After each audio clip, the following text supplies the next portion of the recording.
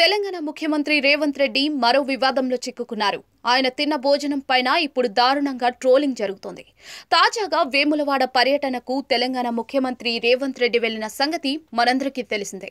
గత నెల చివర్లో వేములవాడ పర్యటనకు తెలంగాణ ముఖ్యమంత్రి రేవంత్ రెడ్డి వెళ్లారు. ఈ సందర్భంగా వేములవాడ నియోజకవర్గంలో రాజన్న ఆలయ పరిధిలో కొన్ని అభివృద్ధి కార్యక్రమాలకు శ్రీకారం చుట్టారు తెలంగాణ ముఖ్యమంత్రి రేవంత్ రెడ్డి.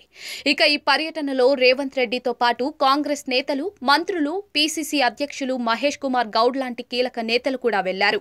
ఈ సందర్భంగా వేములవాడ రాజన్న పుణ్యక్షేత్రంలో ప్రత్యేక పూజలు చేశారు.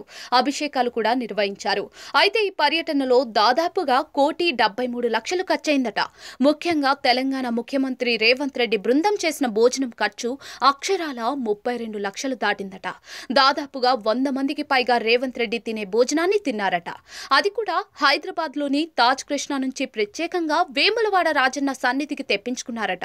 ఒక ప్లేట్ భోజనం ధర 32,000 రూపాయలన్నమాట. ఈ లెక్కన చూస్తే 100 మంది భోజనం చేస్తే 32 లక్షలు దాటిందట. ఈ విషయాన్ని గులాబీ సోషల్ మీడియా తెగ ప్రచారం చేస్తోంది. ఇక దీనికి సంబంధించిన బిల్లులు చెల్లించాలని వేములవాడ రాజన్న సన్నిధి ఆలయ అధికారులకు తాజ్ కృష్ణ హోటల్ యాజమాన్యం బిల్లులు పంపిందట. అయితే తెలంగాణ రాష్ట్ర ఉన్నత అధికారులు మాత్రం చేతులెత్తేశారట. ఈ బిల్లులు మొత్తం వేములవాడ ఆలయానికి సంబంధించిన అధికారులు చెల్లించాలని ఉన్నతాధికారులు స్పష్టమైన ఆదేశాలు ఇచ్చారట. దీంతో అంత డబ్బు ఎక్కడి నుంచి కట్టాలని వేములవాడ రాజన్న ఉన్నతాధికారులు ఆందోళన వ్యక్తం చేస్తున్నారట.